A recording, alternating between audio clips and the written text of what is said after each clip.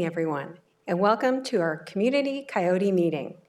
Thank you for taking the time out of your busy schedules to join us tonight.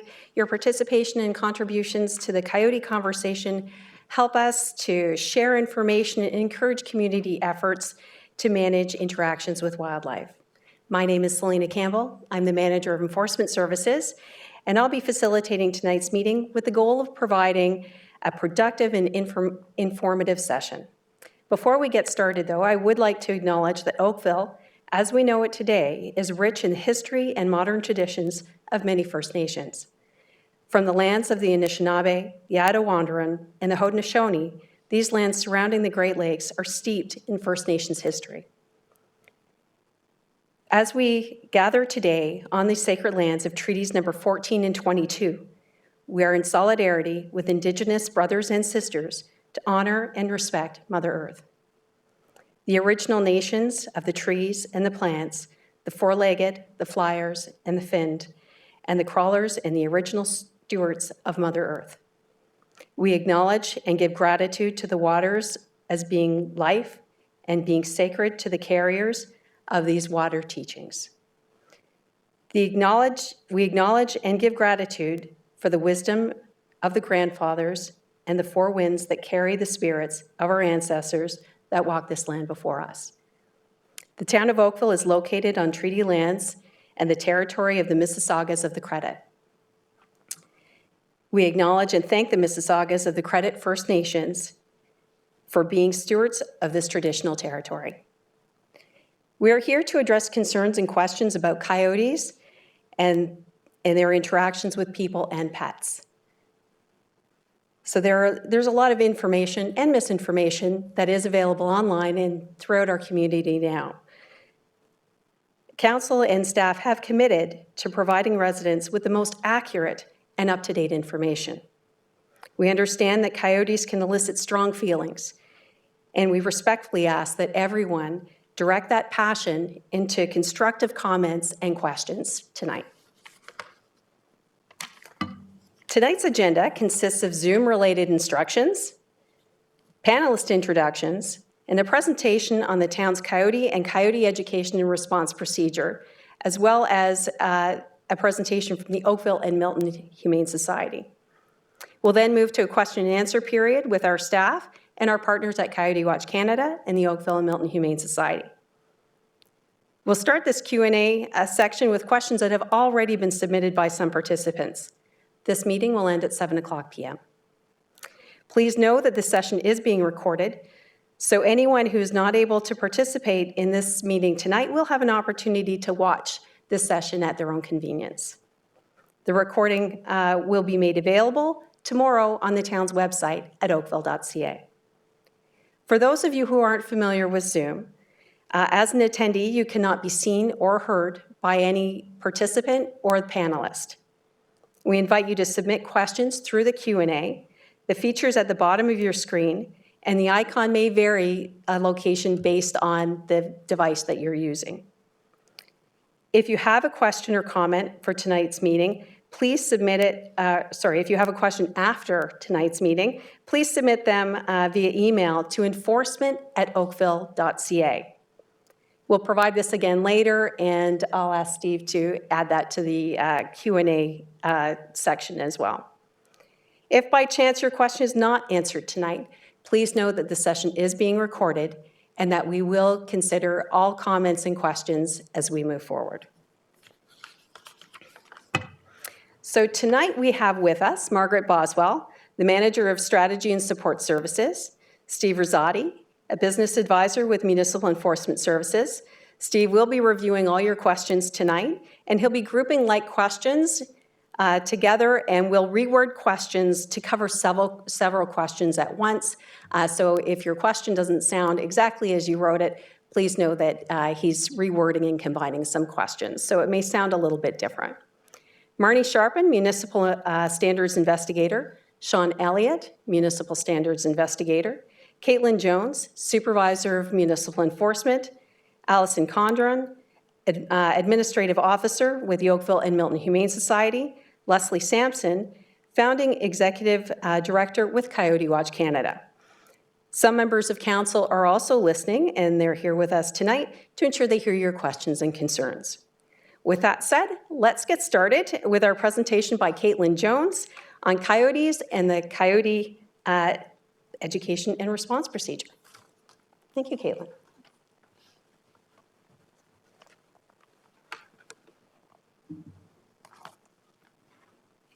Good evening, members of the public, councillors, and town staff that have joined us today. My name's Caitlin Jones. I'm the Supervisor of Enforcement, and I oversee the Coyote program here in Oakville. I'm here today to provide you with a brief overview of coyotes in Oakville and our program, which has been developed to support the community in coexistence with wildlife and coyotes. As part of the presentation, information will be provided on understanding coyote science and adopting coexistence, the Coyote program in Oakville, roles and responsibilities of our partners connected with our program, and information on our coyote education and response procedure and the implemented town program. So we'll start off by giving a brief overview on coyotes. The town of Oakville is home to the eastern coyote, a highly intelligent omnivore with a strong ability to adapt to their environment. They are creative foragers and hunters, and they're able to thrive in urban areas where they find an abundance of food and shelter. The eastern coyote's diet is predominantly made up of grubs, insects, small rodents, carrion, which is deceased animals, fruit tree droppings, and vegetables. Coyotes are active when resources are available to them, which is both during the day and at night, so it is not uncommon to see them throughout the day at any point. Coyotes are part of our natural habitat here and provide us with several ecological benefits, such as population control of smaller mammals, helping to reduce the spread of zoonotic diseases, which, if you're not aware, are diseases that can be transferred from animals to humans. Eastern coyotes are often referred to as the nickname coy wolf. However, it is important to know that they are the same species. The eastern coyote reaches a maximum of 45 pounds, but may appear larger due to their lanky stature and their large, full fur coats. To provide a bit of context to the nickname, the genetic makeup of an eastern coyote stems from well over 100 years ago when the wolf population in the Algonquin area was greatly reduced, and as a result were forced to breed with a western coyote, which is why wolf DNA is found in their DNA today. It is an important distinction to make that eastern coyotes are not true hybrid species, and they are a close relative to the wolf, fox, jackal, and your family dog. It is not uncommon to hear the sounds of coyotes yipping and howling. Like us, they vocalize to communicate, to warn one another of danger, and act as a canid GPS. They are capable of making a variety of sounds, which frequently gets misinterpreted as a large group of coyotes, when typically it's only 2 or 3 of them to an untrained ear. There is a term called the bow gest effect, and it's kind of like an auditory illusion. Coyotes are often mistaken as vocalizing because they are eating their kill. It's a bit of a misnomer, and we can compare it to people where, for an example, it's not ideal to sing opera with your mouth full. Okay, touching on seasonal milestones in coyotes and raising their young. Coyotes are monogamous and they mate for life. They're excellent parents to their young, and therefore it would be very uncommon for them to abandon their pups. An average litter size is approximately 2 to 5 pups, but larger litter sizes are not uncommon when there are abundance of resources available. Coyotes typically are solitary foragers and hunters. They live in related family units, one family per territory. Their pups are born in the spring, and they raise them until they disperse, which may be at various times throughout the year, to try to establish their own home range or territory. Each timing for each family may be different.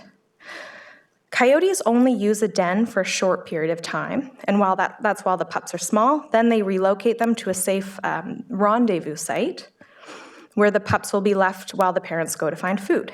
This is typically when people mistake them for being abandoned, but like I mentioned, coyotes are great caretakers, so unless something were to happen to them, this would be quite rare. Coyotes are timid by nature, but can be protective when necessary, especially around their young, which, as we mentioned, is going to be this time of year. Harmful or helpful. Feeding wildlife. Feeding wildlife is one of the leading causes of conflict with wildlife. all wildlife, including canids, will gravitate towards a food source, be it a location where food is directly left out for the animals, or even indirect feeding locations, such as improperly stored garbage, the fruit droppings from trees, vegetable gardens, or a meal meant for a personal pet. I like to remind people that if you are feeding one animal, you are feeding them all. You can't pick and choose which ones are coming. Something as small as an improperly kept bird feeder will produce a universal feeding source for smaller rodents such as squirrels, rats, opossums, etc. And then naturally those small mammals are now attractants to larger ones such as fox and coyotes. Not only are the small mammals attractive to a hungry coyote, but the droppings from the feeder are as well.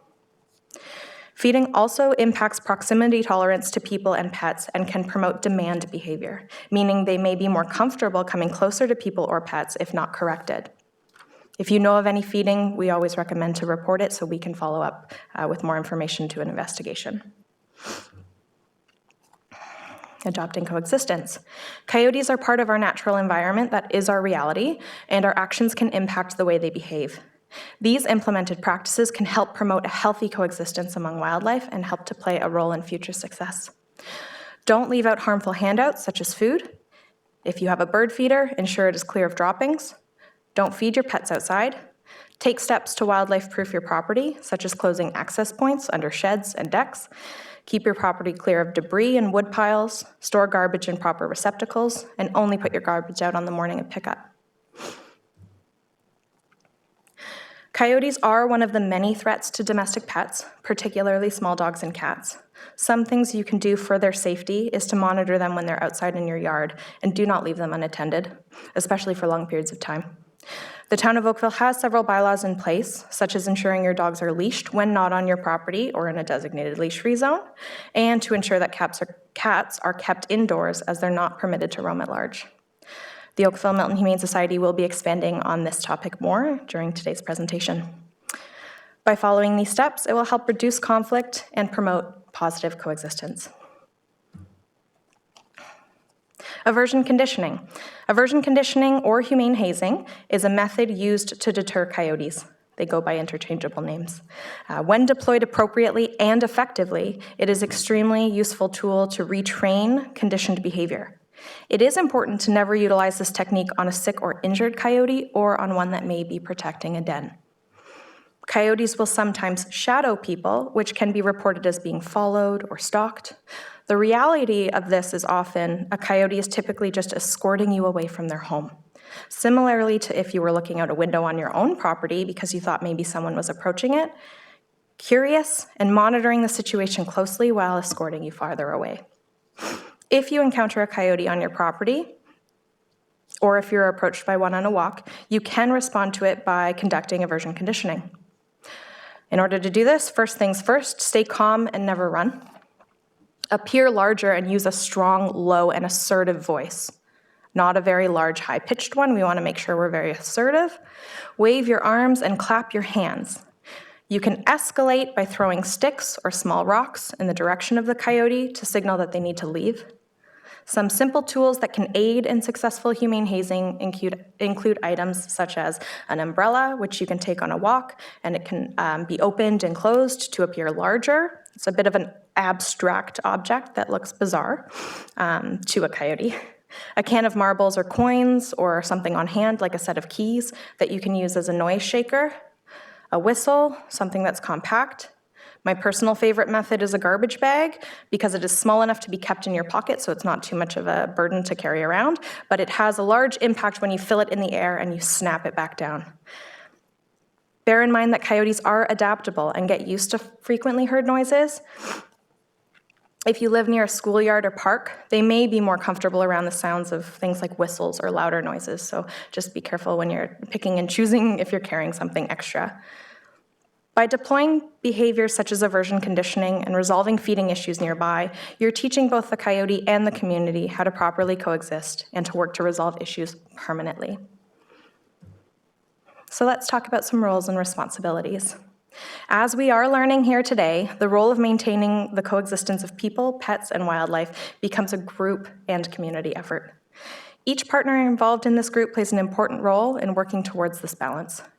The town helps facilitate these roles so that the community receives the support through education required so that we can live in coexistence with wildlife. The town has identified the following groups who have roles in the wildlife management and the responsibilities for each. The town of Oakville is responsible for investigations as outlined in the Coyote response strategy, maintaining the Coyote tracking forum and relevant data, community outreach and public engagement, overseeing the Coyote education and response procedure, and installing signage and managing secure garbage bins in parks. Property owners are responsible for managing coyotes on your own property. Preventative measures, such as removing attractants for wildlife and coyotes, wildlife proofing your property, monitoring your pets, and educating yourself and your family. The Oakville Milton Humane Society is responsible for responding to calls for sick and injured animals, including coyotes, enforcement of town bylaws related to domestic pets, for example, off-leash dogs, removal of deceased animals from public roadways, and education. We also leverage external partners such as Coyote Watch Canada, who is with us here today, to assist with scientific expertise, community education, aversion conditioning, and investigations. The Ministry of Natural Resources assists with policy and legislation, supports us with educational materials as well. Lastly, the Halton Regional Police Services can assist in the unlikely situation where there is an immediate threat to personal safety, as they're the only agency permitted for the use of firearms. Through good teamwork, we can all help by empowering our community to coexist with wildlife. And just to move on to our Coyote education and response procedure, the town regularly updates its Coyote program to reflect best practices. The coexistence program is housed with the Municipal Enforcement Department and incorporates more on-the-ground resources, such as supporting the community with education and outreach and investigations based on reports of den sites and coyotes approaching within 2 meters. We're able to do this through the use of the following tools: municipal bylaws, our Coyote reporting forum, investigations conducted by our municipal enforcement officers, again, who are with us today, access to external partners such as Coyote Watch Canada, Oakville Green, the Ministry of Natural Resources and Forestry, the installation of signage in parks and trails to alert patrons of the presence of coyotes, distribution of flyers into neighborhoods, and access to web content, social media. To further assist residents to understand the Coyote program in Oakville, staff have developed a Coyote education and response procedure. It is based on best known coyote management practices in an urban environment and incorporates strategies that directly address the primary reasons coyotes may come into conflict with people. The procedure categorizes each report type with the town's response level. Emphasis for the program is focused on public education and awareness and responding appropriately when interacting with wildlife. This framework includes responses taken for coyote sightings, den sightings, situations where a coyote has approached or followed a person or pet, and an escalated response in the event of a physical interaction with a person or a pet. Key preventative practices such as limiting food, shelter, water, and avoiding leaving small pets unattended or roaming free are key to minimizing potential negative interactions between people, pets, and coyotes. This simplified approach should provide greater clarity to the public and support current education and communication programs in responding to public concerns with coyotes, and is also available on our website. So moving along to our reporting tool. So the reporting tool was introduced actually back in 2012 to serve as a multi-use tool alongside our coyote management strategy at the time. A more sophisticated, updated version of the reporting system continues to be a key part of the Coyote education response procedure today. It provides the residents an opportunity to submit their interactions and view other submissions through the online map. It also provides staff the opportunity to investigate more serious reports of coyote interactions. The Coyote reporting tool collects data to better direct the town's efforts. It offers residents the opportunity to submit information, including photos, relating to various coyote interactions. Sometimes we'll receive some fox sightings as well. It's really important to note that this form does not allow staff to determine or track any number of coyotes, as it's oftentimes that the same coyote is generating several reports per day. It is a useful tool, though, to help identify areas in the community where the coyotes may be a bit more active. This highlights areas where signage can be installed to promote awareness and also helps when investigating reports of active feeding in the community. The data from this form will assist in identifying the response to be taken based on the type of the report, as noted in the response strategy, and staff will respond according to the report type, which may include the flyer distribution or signage and updating closed garbage systems for parks. The response from the town will increase based on the strategy and will be more in-depth investigations relating to den sites or interactions with domestic animals or people. In recent years, we've been successful with mitigating feed sources and actually identifying active dens based on information shared through this tool. We do rely heavily on the eyes and ears of the public to assist in providing information, and this platform has been quite successful in assisting with this. For more information relating to educational materials such as aversion conditioning videos, e-learning modules, and seasonal coyote information, please visit our website at oakville.ca. Thank you all very, very much for your time this evening. And at this time, I'd like to pass the podium over to Allison Condren with the Oakville Milton Humane Society to speak to their involvement with wildlife and coyotes and your pets here in Oakville. Thank you.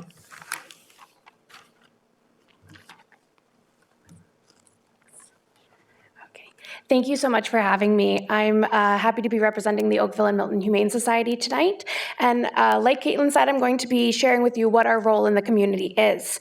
I do want to note that some of the photos in my presentation do depict sick and injured wildlife taken by the staff at the shelter that may be distressing to some viewers, so please be advised of those photos. So the Oakville and Milton Humane Society is committed to the humane treatment and care of animals in our urban environment. Our mission statement states that we are dedicated to protecting and making lives better for all animals and connecting communities that care about them in Oakville and Milton. The Oakville and Milton Humane Society is committed to the humane treatment of all animals, and is contracted by the town of Oakville to assist with sick, injured, and orphaned wildlife, as well as picking up deceased animals in Oakville. We are available around the clock, 24/7, 365 days a year. Due to varying call volumes or situational severity, the calls are all dispatched by our dispatchers and triaged. So when to call? The Oakville and Milton Humane Society responds to all calls as they are reported to us by members of the public like you. If you believe a wild animal is sick, abandoned, or injured, the best thing to do is call the shelter. Our dispatchers will determine over the phone whether an animal protection officer needs to be dispatched to the location over the phone. Sick and injured wildlife require professional care so that they can have the best chance of survival in their natural habitat. There is a great deal of research and legislation behind our protocols. We do not take sighting reports, remove animals living in your home or on your property, or attend to healthy wildlife. Healthy wildlife is a part of our environment, and we must learn to coexist alongside them.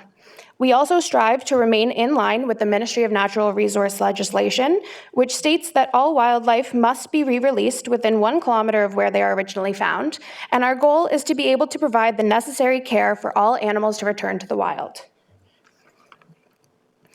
As part of our mandate, we are contracted by the town of Oakville to enforce the animal control bylaws. The town of Oakville's animal control bylaws help to ensure proper pet guardianship, as well as creates a foundation for peaceful communities among people and animals. As stewards of this piece of legislation, our overall goal is compliance through education and enforcement, but we'll get into that a little bit more later on. In addition to coyotes, I wanted to touch on foxes as well. Foxes are very much a part of our life here in Oakville. Like coyotes, there is a lot of misinformation surrounding foxes that creates confusion and fear in the community. Foxes are not known for attacking humans. However, they have become very comfortable around us as they are used to living in urban environments. An important aspect of coexisting with foxes is responsible pet guardianship, such as monitoring your pets when they are outside in the backyard to ensure their safety. Foxes commonly use behaviors called shadowing, as they are interested into what's going on in their territory. So they will stare at people or animals to see what they are doing and assess who they are. This is just a display of natural curiosity, not predatory behavior. Humane hazing helps to deter this behavior and lets the animal know that they are not welcome in your neighborhood. So what should you do when you come across a coyote or a fox out on your nightly walk? We suggest taking the following steps pulled from the Coyote Watch Canada website regarding humane hazing techniques. Number 1, stop. If you have small children with you or small pets, pick them up if necessary and if you're able to. 2, stand still. Never run from a coyote or fox, as this may entice them to follow you. Instead, you should use a low, loud voice to shout or throw something in the animal's general direction, but not at the animal. 3, make yourself big. Wave your arms or make large movements. As stated previously, you could pop open an umbrella, open and close, or snap a large garbage bag through the air to achieve this effect. 4, be loud and assertive. Shout, "Go away," and use a loud, strong voice while stamping your feet or clapping your hands. And lastly, slowly back away while still being assertive if need be to ensure the animal knows it is not welcome. We would also suggest, if the area or street is a known place where coyotes are frequently seen, that you change up your route and avoid that area during certain times of year to mitigate certain potential conflicts. To go more into depth regarding a few of the animal control bylaws the Oakville and Milton Humane Society is responsible for enforcing, I wanted to highlight the ones that increase the risk of conflicts with wildlife. Starting with the poop and scoop bylaw, which addresses excrements left by your dogs. These excrements must be picked up and properly disposed of in a timely manner, including on your own private property. Coyotes are attracted to dog feces, as are small rodents, which coyotes feed on. Failure to pick up after your pets can lead to areas within Oakville with an increase of dog or cat feces, becoming an ideal living situation for wildlife. Cats at large. Cats should not be permitted to roam freely within the town. Cats with access to the outdoors are at risk for many environmental dangers, such as disease, vehicles, poisoning, wildlife, and extreme weather. Though the bylaw does permit cats to be outside on private property, the Oakville and Milton Humane Society advocates for indoor-only cats due to the risks outweighing any possible benefits. Leash requirements for your dogs. Domestic dogs can be considered competition for food items, territory, and coyotes may attempt to protect or defend themselves or their families against a domestic dog. Dogs who are allowed to roam off-leash outside of private property or designated off-leash areas can lead to an increase of conflicts with coyotes due to trigger stacking. If a coyote has had a bad experience with a dog in the past, this can lead them to being more alert and possibly more defensive due to past trauma. Most dogs, even the ones with the strongest recall skills, likely have not been trained in a situation with a coyote or wild animal, and it is possible that your dog will see the coyote as too much of a distraction to be pulled out of their tunnel vision with a recall. Dogs, when on leash, are more in your control and safer from unknown dangers and potential conflict. So to highlight some of the key points surrounding safe pet guardianship, for your dogs, we advise to always keep your dogs on leash regardless of their recall ability or behavior. Avoid walking at dawn and dusk. Carry deterrents such as umbrellas, air horns, branches, garbage bags with you. Find a walking buddy for you and your dog or a group of friends that you can go with together, and never allow your children to walk your pets. And always supervise dogs when they're alone in your backyard or on your private property. For cats, we recommend not allowing your cat to roam off of your property or leaving them unattended outside in your yards or on a tie-out. Coyotes are only one of the countless threats outdoor cats face. And for small animals, we advise to not bring small pets or animals outside and do not leave them unattended outdoors. So why does compliance matter? Compliance to the animal control bylaws not only ensures your pet is safe from potential threats and unforeseen circumstances, but also that your neighbors and other community members can all enjoy the town together, including wildlife. Many people are frightened by dogs or cats, or might not even generally enjoy them around their property, and these bylaws help to ensure that everyone is able to enjoy the town of Oakville. If you know of a bylaw violation in your neighborhood, you can call us at any time at the Oakville Milton Humane Society to file a report. In closing, I wanted to share a quote with you which reads, "Each species on our planet plays a role in the healthy functioning of a natural ecosystem which humans rely on. At the Oakville Milton Humane Society, we are committed to the peaceful coexistence between humans and animals, and through our daily work, we strive to be a reliable resource of education and promote the humane treatment of all animals." Below, I've included my contact information at work. If you have any questions or comments, I'd be happy to answer any of them anytime. Thank you very much. Wonderful. Thank you very much, Allison, for that presentation. So at this stage, we're ready to move on to our question and answer portion of the meeting tonight. So the first question that we've received, and we've gotten from a resident who really does prefer not to live with coyotes and asks, can we call them? I'll look to Leslie Sampson with Coyote Watch Canada to provide an answer to this question for us tonight. Thank you, Selena. That's a great question, and it's asked often. So the premise behind culling coyotes, it's been shown for decades, it just doesn't work. Because once you remove the mated pair or a single coyote from an environment, there's another coyote or two that will eventually reestablish in that territory. It also doesn't really address the antecedents or perhaps human behavior that's creating increased proximity tolerance, attractance. And so culling, although it might appear to be a quick fix, it's really not going to be effective. And again, history is the legacy of this idea that we can just rid the landscape of coyotes. Terrific. Thank you, Leslie. Our second question tonight is whether or not we can relocate coyotes. And I'll look first to Caitlin to provide a response and then to Leslie for any follow-up. Thanks, Selena. Similarly to what Leslie had mentioned about the culling and coyotes taking their place, in addition to that, there is legislation, and I know Allison spoke to this in her presentation, under the Fish and Wildlife Conservation Act that does not permit wild animals to be transported more than 1 kilometer of where they've been captured. What we know about coyotes is they're easily able to move around for at least, maybe 15 kilometers per day. So taking them and putting them within 1 kilometer of where they were found is absolutely not going to be effective in this sense, and not something that we would strive to do.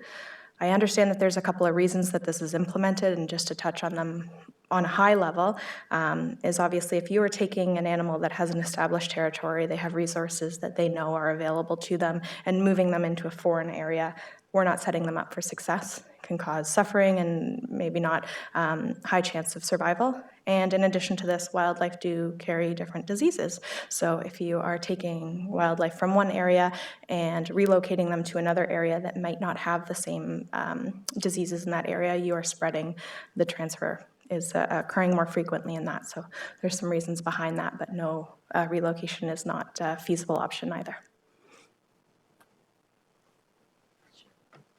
Terrific. And then we'll just see if I think Leslie has some follow-up. And just to add on to what Caitlin stated, also there's a high fidelity for coyotes to their established territory.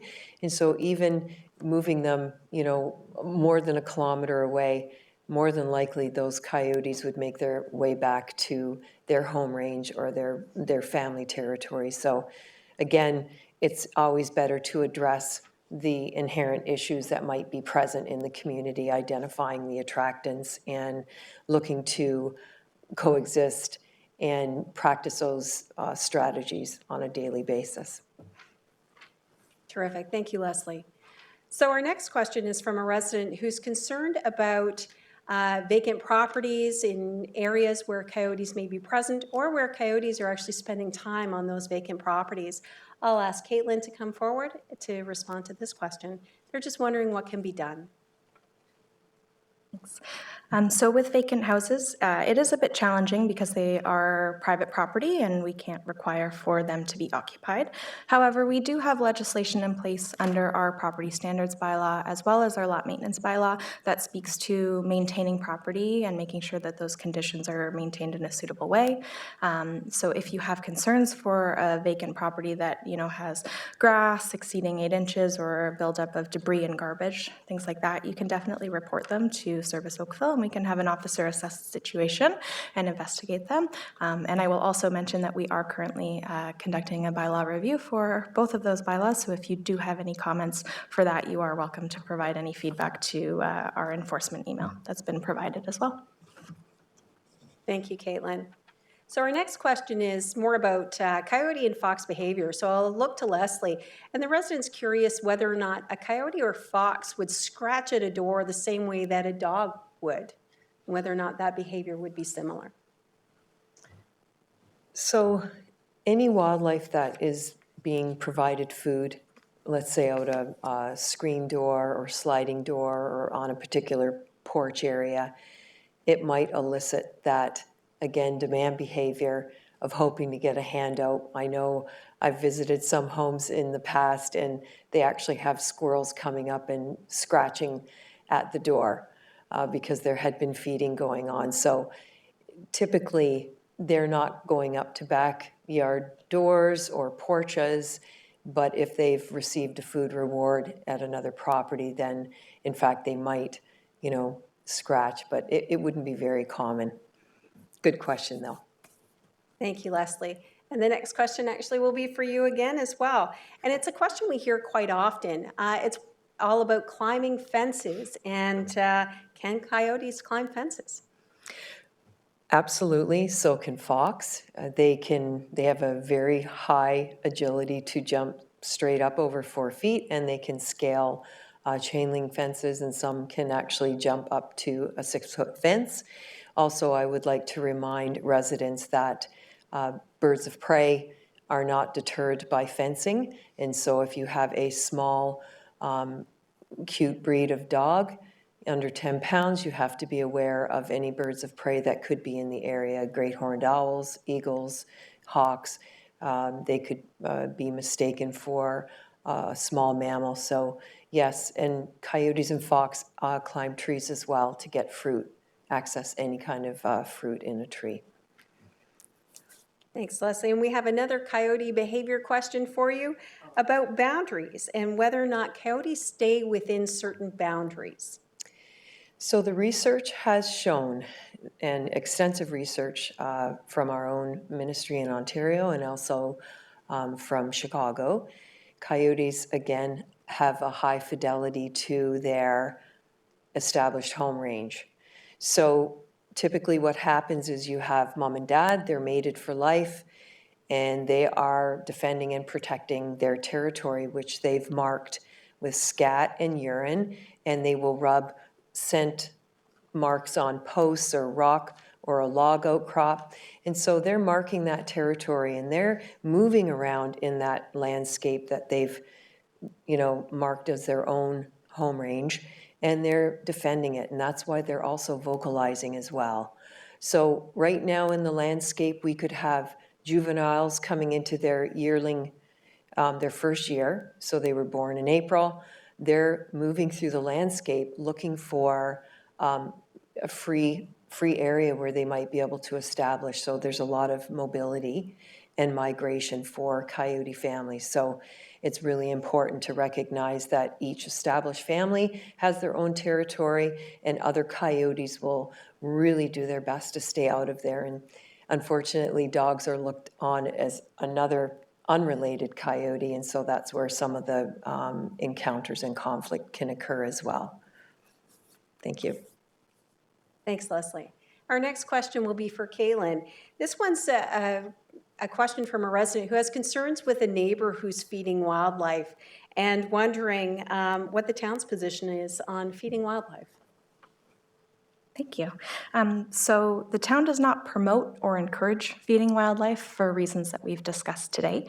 That said, we have noticed there is a deficiency in terms of enforcement of feeding wildlife directly on private property, which is under active review, and we are hoping to have more information on that hopefully next month.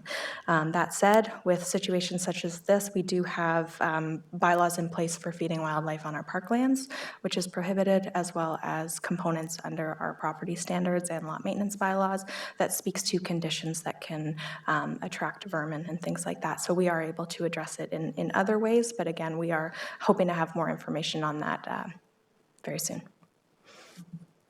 Thank you, Caitlin. So the next couple of questions I have, I'll ask Leslie to come back up to the podium.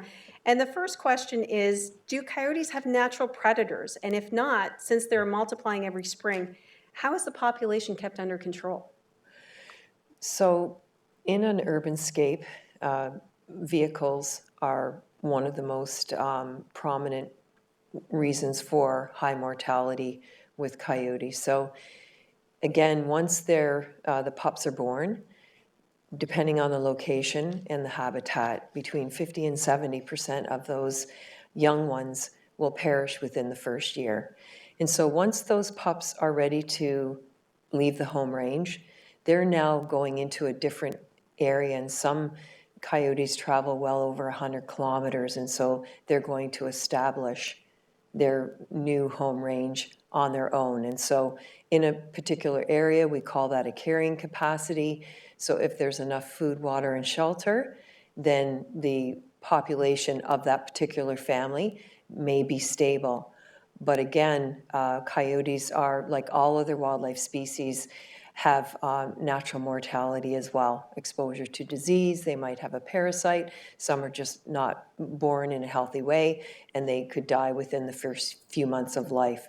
And so while they might not have a natural predator, the environmental impacts on their lifespan are real.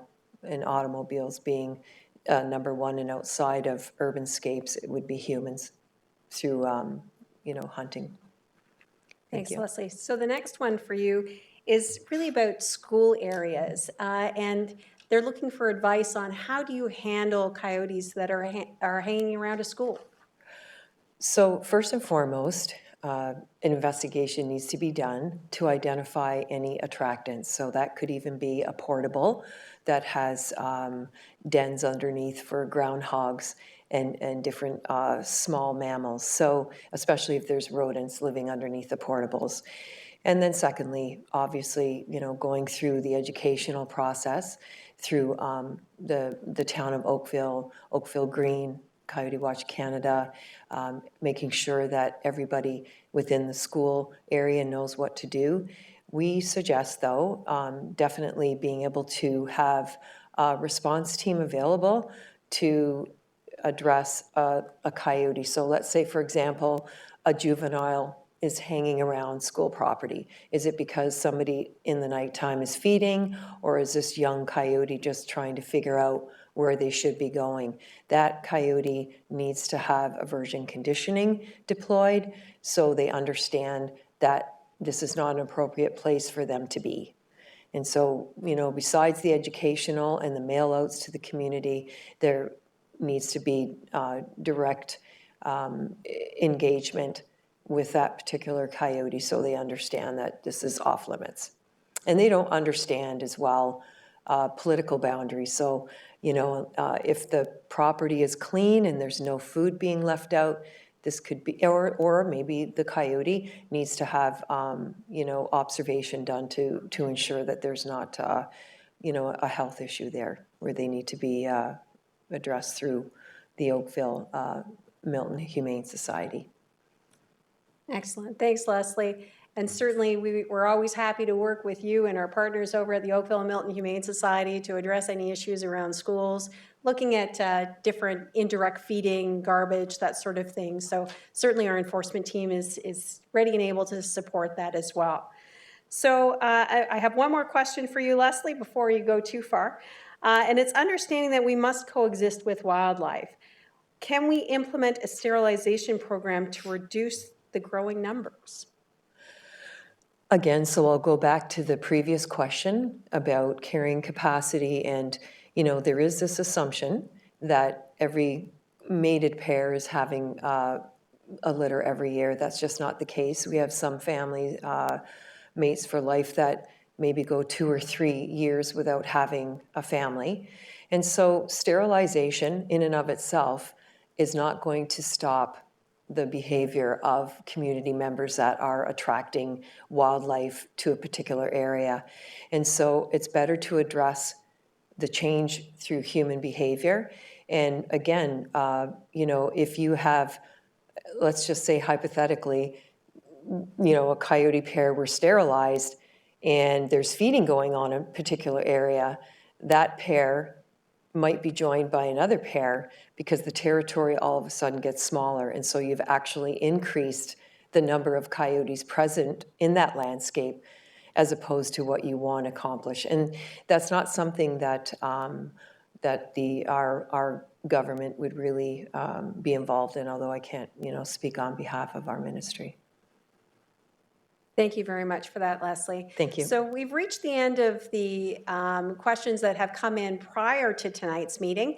So I know Steve has been working diligently getting all the questions from the Q&A. So I'll look to Steve now for our next question for the panelists. Okay, so the first question we have is, what happens when we submit a report through the Coyote reporting form found online? And is there a way of putting the reporting tool in a more prominent location on the website so it can be easily found? Thank you, Steve. And I think Caitlin's going to address this question. So just to clarify, it's what happens when a report is put on the reporting tool, and can it be in a more accessible area? Okay, so the reporting tool is monitored. I should stress that with the reporting tool, it is not a dispatching service. So if there's anything of urgent nature that needs officer investigation, I still would recommend contacting Service Oakville. It is more so used for sightings and to report interactions. It's not to say you can't do both. We still kind of review the data and we review that as well. But if anything doesn't get called in, it is being reviewed. Again, maybe not in live time, so it's really important that we're getting the information where it needs to go. But if there's anything that isn't directly coming to our officers in live time, it does get monitored and we'll pick that back up. Again, it is oftentimes used for a lot of sightings. We do have a new website, so I am hoping that it was just launched, so I'm hoping with the new placement of that, it's a little bit more user-friendly for finding. But I would direct any residents back to the searching tool if you are unable to find anything, just searching that word coyote. We've had really good success, but I appreciate that feedback for the website, and I'll definitely bring that back to our web team for consideration. Thank you, Caitlin. And as always, anytime any residents or users of our website have any comments or even as far as the content of the information, certainly let us know. Enforcement at oakville.ca. We're certainly ready for all of your comments and suggestions there. And then I'll look to Steve for our next question. Okay, this one's on coyote behavior. So we often hear that coyotes do not pose a threat if behaving normally. Can you review what normal behavior is? And what signs should we be on the lookout for a reason to call for support, i.e. health issues with the coyote?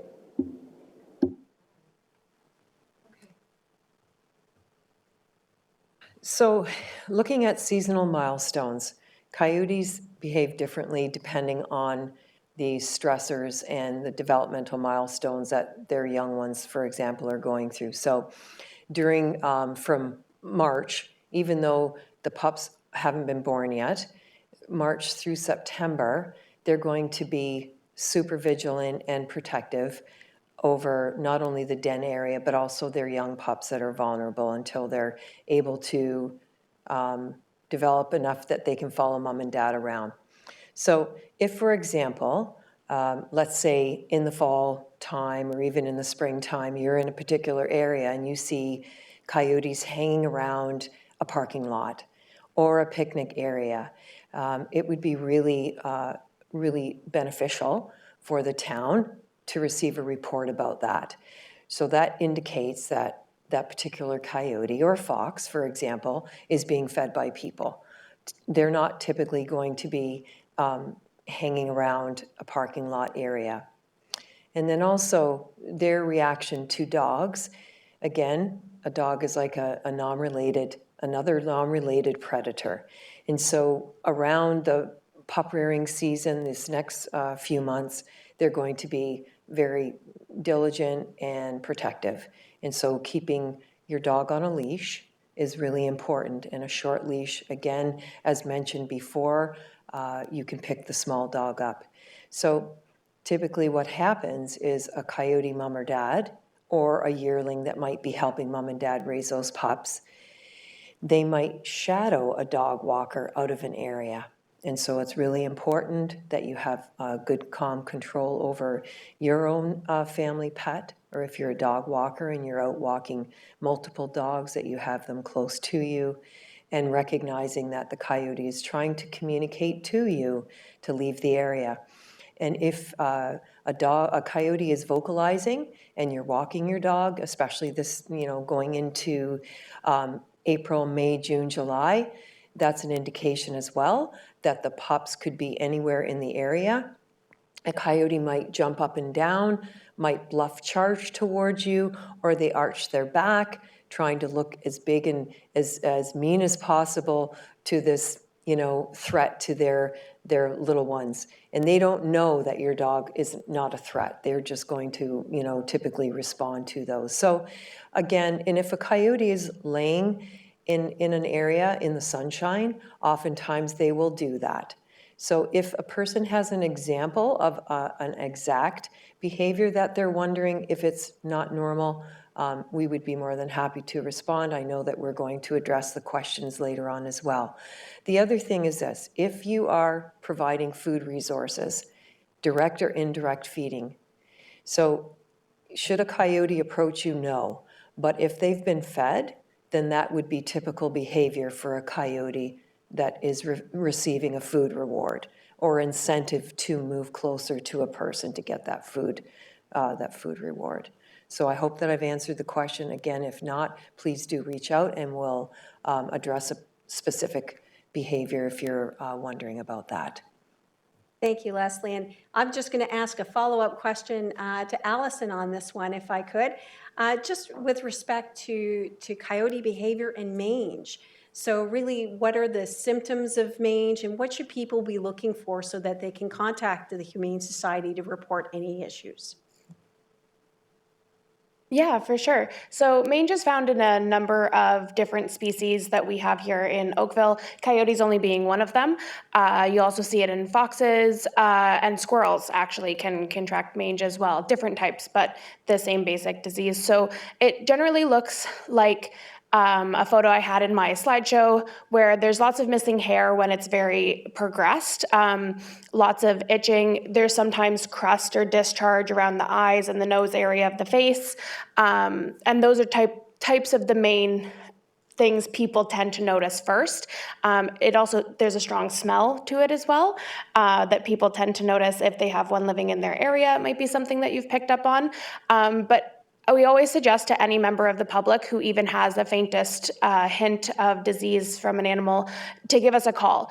We'll always want to talk about it or receive a photo of it so that we can further investigate what disease it is that we're looking at and what we're handling. And that will also dictate what our next step is, whether it's sending an animal protection officer out in the moment to contain the animal or attempt to contain the animal, or if it's using humane trapping techniques in order to contain the animal, or getting one of our partners involved, such as Coyote Watch Canada or even Toronto Wildlife, moving forward with that.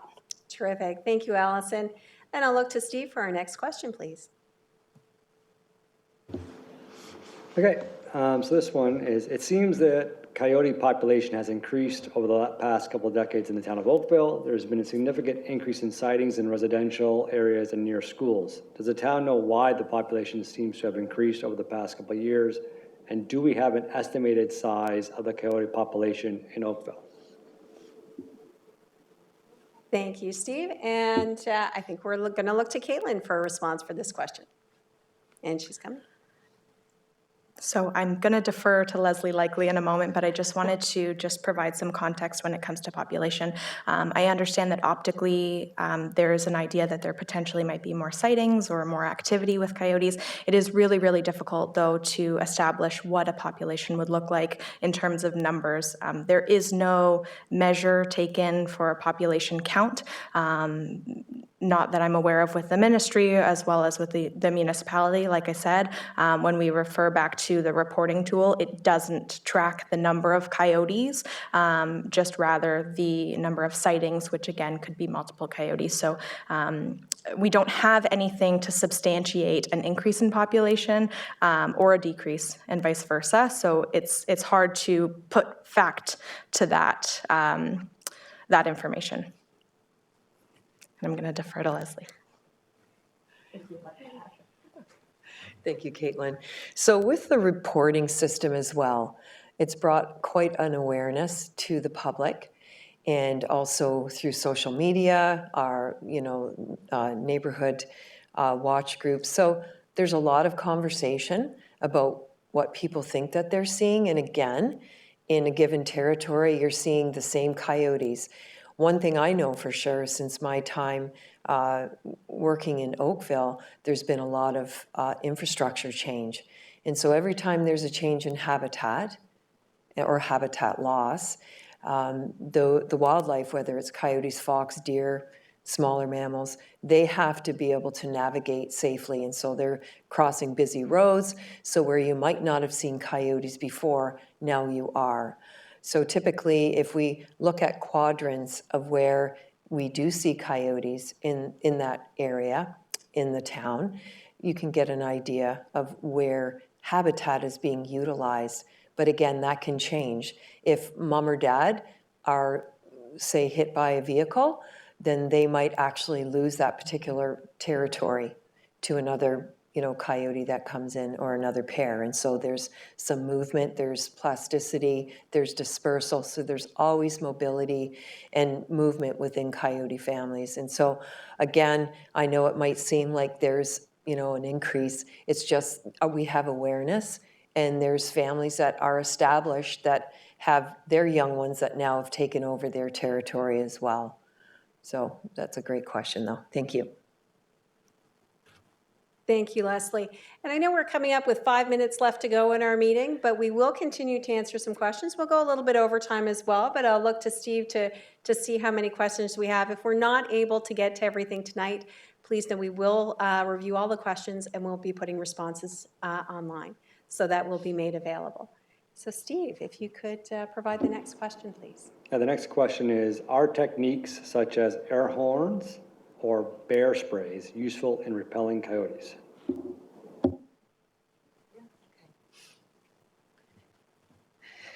So just reiterating what Caitlin had went through with respect to deterrence, whether it's a sound deterrent or a visual, some gesture action. So, bear spray, that, people might think that that's effective. First of all, you have to know how to use it. Secondly, if it's windy, you're going to get it in your face. If you're walking your dog, that can become risky as well. The techniques that Caitlin mentioned about using the green garbage bag, filling that with air, snapping it, being aware of your surroundings, and if you see that coyotes are in a particular area, mention that, call the town, and one of their investigative officers can attend site as well, and also we may be able to. So, if you're looking at carrying a deterrent, consider the green garbage bag method, or you can, get comfortable with just using your loud voice and gestures, stomping your feet. Also, you can pop an umbrella. So the air horn can be effective. The only thing is, coyotes and other wildlife are adapted within cityscapes and towns to different sounds, cars backfiring, horns, that kind of thing. We did have one school that we used an air horn quite frequently to move a coyote out of a field. And so why it worked effectively there is because it was a big patch of green space, and the school was there, and then there were surrounding houses, but there was a lot of land where it was effective because they really weren't hearing the horn in that area. And so you can try different techniques and tools, and just be prepared, though, to change it up if you're not getting the reaction that you expect. And again, if it's a young coyote, they might not know what you're trying to communicate. So you have to be very clear about your messaging. And I know it's hard, but you have to be, keep that calm voice very loud and assertive, and mean what you're saying and what you're trying to project towards them, and looking at the coyote as well when you're backing away. Terrific. Thank you, Leslie. So Steve, do we have another question? I got a lot more. Can you explain why wood piles are not ideal? I guess on a property, piling wood? Okay, I think Caitlin's going to come up and provide us with a response. So wood piles are an ideal, I mean, it obviously is going to be dependent on the size, but it is an ideal area for rodents and small vermin to take up residence, which again can be an attractant. Obviously, based on the design, it's probably not a likely place for denning, but it is a consideration as well. So just keeping things as neat and clean as possible is very beneficial, because we don't want to be attracting any of those, rats, mice, smaller creatures to our properties as well. Excellent, thank you, Caitlin. Steve, for the next question, please. All right, we know that this meeting is meant to provide community education. Are there any other ways that the town shares this information to residents and community agencies such as the school boards?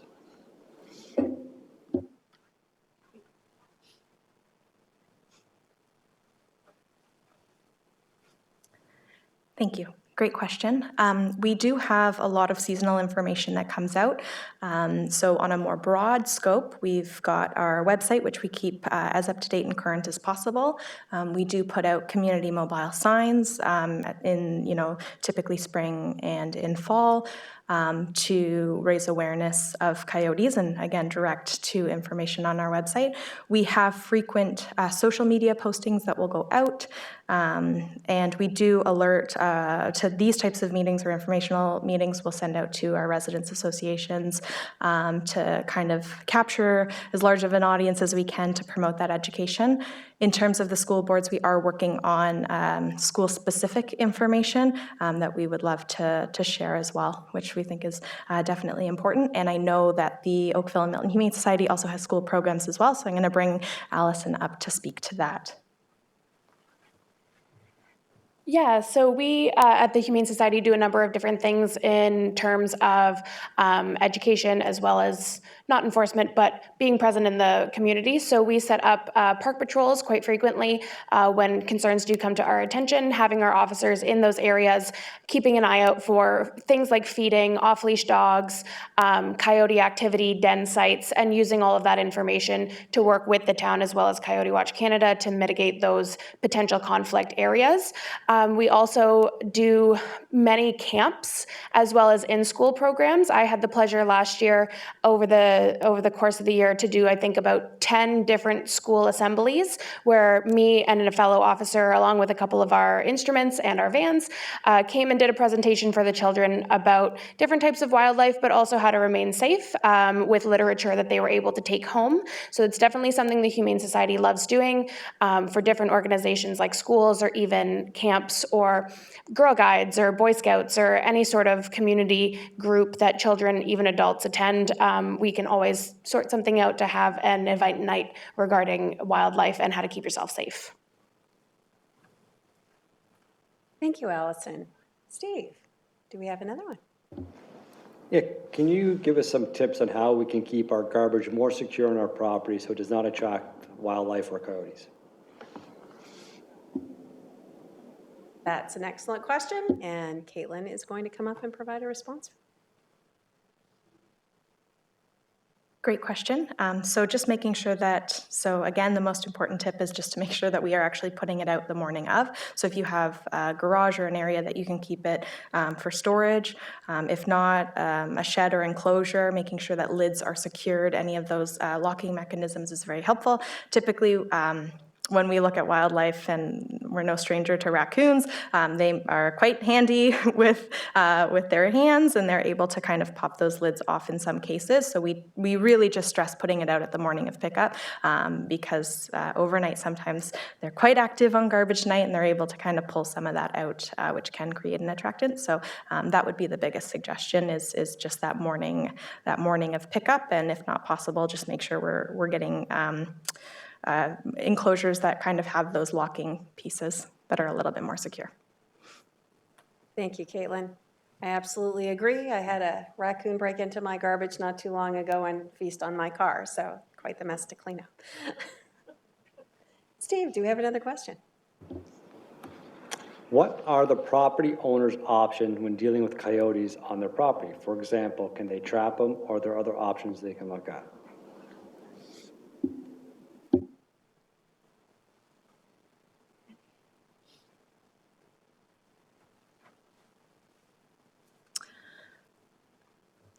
So, sorry, the question was on trapping on private property? Yeah, trapping and other options that they Okay. can, to handle the coyotes on the property. Okay, so again, going back to making sure that we are removing all of attractants, things maybe that you might not consider, like barbecue, grease bins, things like that might be helpful to clean up. With respect to the trapping, the Ministry of Natural Resources, it is permitted to trap on your own private property. Again, it would have to be with a licensed trapper. It's not something that we would promote for reasons that we've discussed this evening. We don't want to be causing any I'm going to use the term chaos in the coyote community with these monogamous family members being eliminated. However, we would really strongly promote just reducing those attractants and actually dealing with the root cause, because it is better the coyote. We know that they are going to be present, so we want to work to addressing those root causes to ensure that we are doing our part to not cause any conditioned behavior or conflict, which would be the most long-term solution. Thank you, Caitlin. I couldn't agree more. I have replaced my garbage can, and now the raccoons no longer feast. So do we have another question? Are coyotes carriers for rabies or other diseases? And also, what is the life expectancy of a coyote?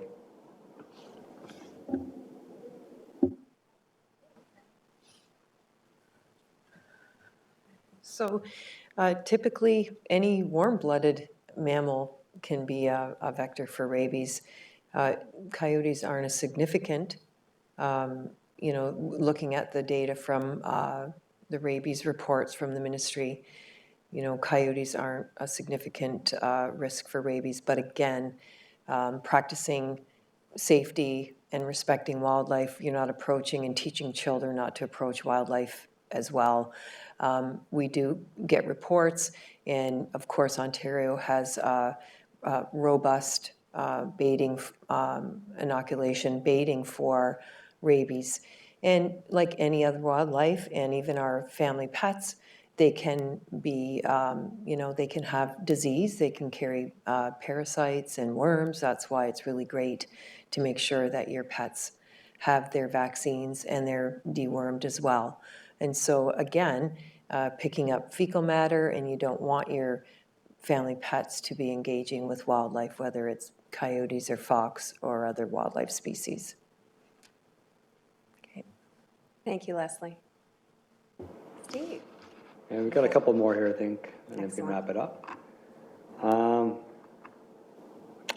This is about the reporting of a coyote. If we see a coyote in the same area on multiple occasions, should we report each sighting using the online tool, or is one report adequate?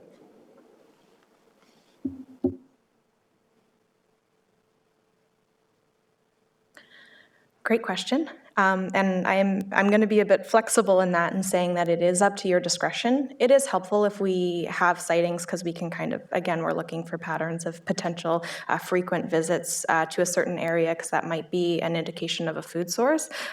Sometimes we'll get sighting reports that will just say, 3 times throughout the week.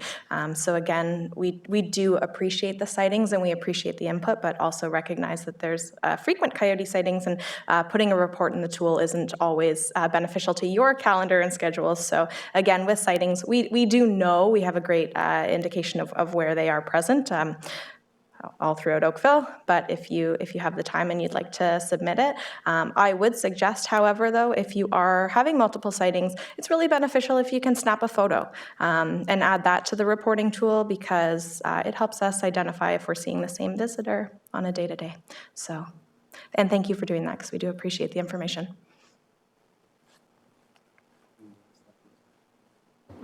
Thank you, Caitlin. And absolutely, the coyote reporting tool not only sort of helps us identify those individuals where they are, but it helps us trend over time as well, which helps us target really our education and focus our efforts to make sure that we're making the most of the resources that we have. So thank you for that question. Steve. And just going back to your presentation earlier, Caitlin, can you repeat where we post coyote warning signs?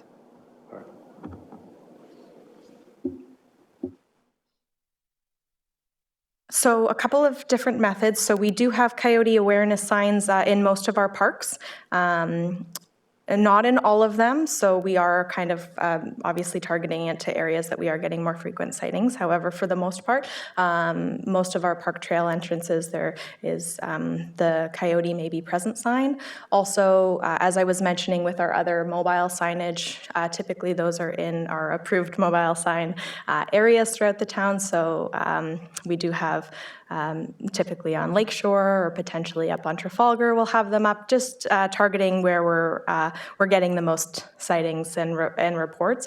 So that's where those will typically be posted. And again, we've got all of our awareness online as well. So if there are, again, if we're dealing with any investigations and we've gone and we've, maybe we've had concerns for a lot of sightings in parks or a lot of dog leash, off-leash activity, which we coordinate, work together with the Humane Society to address.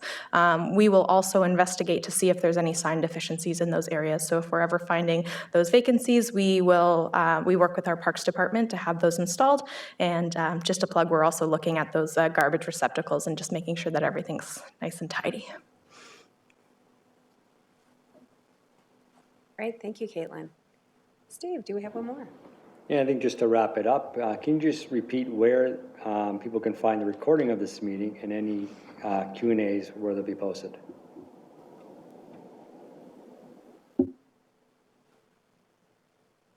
Thank you so much. Yes, great question.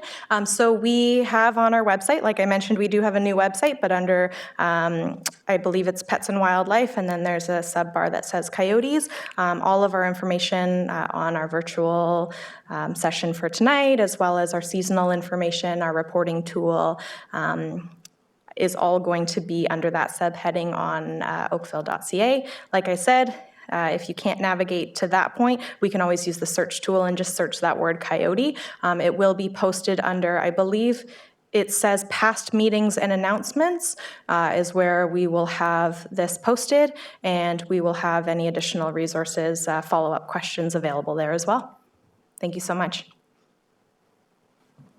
Thank you, Caitlin. And that brings our questions to an end. I want to thank everybody for their time tonight, and especially on behalf of our panelists and the town of Oakville and town councilors. We thank you all for your participation.